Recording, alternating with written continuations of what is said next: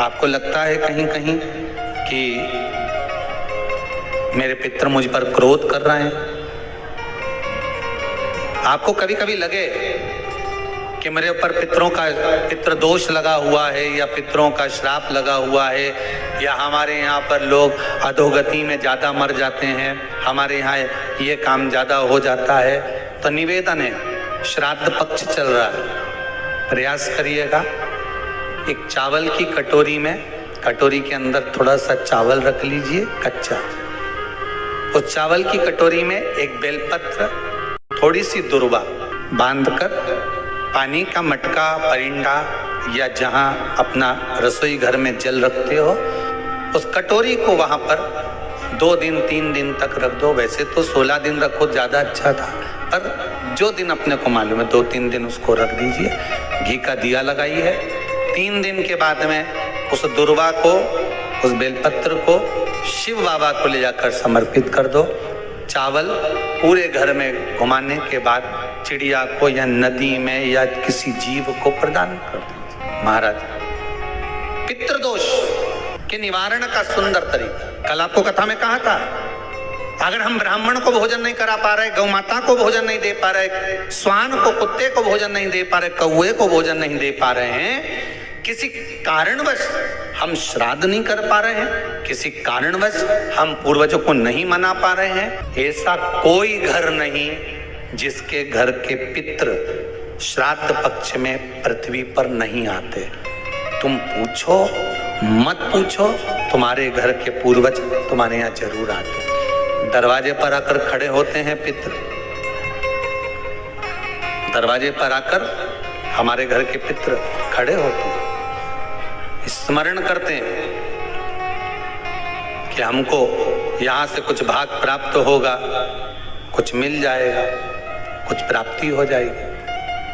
सम्मुख में आकर खड़े हो। जिस नारी का गर्भ ना ठेरता हो, कई वर्ष हो गए हो, संतान नहीं हो रही हो, बच्चे नहीं हो रहे हो, सारे डॉक्टरों को दिखा लिया, टेस्ट भी करवा लिया, सब कुछ करा लिया, तो एक बार भगवान शंकर पर विश्वास कर कर सफेद आंकड़े की जड़, सफेद आंकड़े की जड़, और ध्यान देना वो जड़ किसी दूसरे से नहीं मंगवाना है। कई लोग ऐसे होते हैं कि तुम ला कर दे देना तो हम बांध लेंगे। हो जिस नारी को संतान चाहिए वो अपने पति के साथ जाए और सफेद आंकड़े की जड़ को लेकर आए। रजस्वला धर्म के 7वें दिन उस जड़ को शंकर जी के मंदिर में लेकर जाए, तुमरुका जी का नाम लेकर 21 बार घुमाए और फिर आखिरी में अपना नाम और गोत्र बोले, पति का नाम बोले, झोली पसार कर बाबा से विनती कर कर कि मेरे घर में भी संतान हो, ऐसी प्रार्थना कर कर उस जड़ को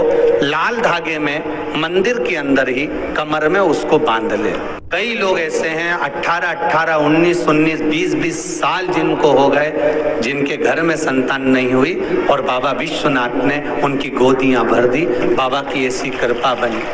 ये बाबा की कृपा। जिनको रात में नींद नहीं आती हो, टेबलेट खाकर सोना पड़ता हो, रात भर नींद नहीं आ रही हो, कुछ मत करो, सोने के पहले भगवान शंकर की 5 लड़कियों का नाम 11-11 बार ले लो, पलंग पर जैसी पढ़ो वैसी 11-11 बार नाम ले लो। आपको टेबलेट खाने की जरूरत नहीं पड़ेगी, ऐसी नींद आएगी कि सुबह 6 बजे भी उठना बड़ी मुश्किल से उठोगे तब उठना पड़ेगा, ऐसी चक्र नींद आती है।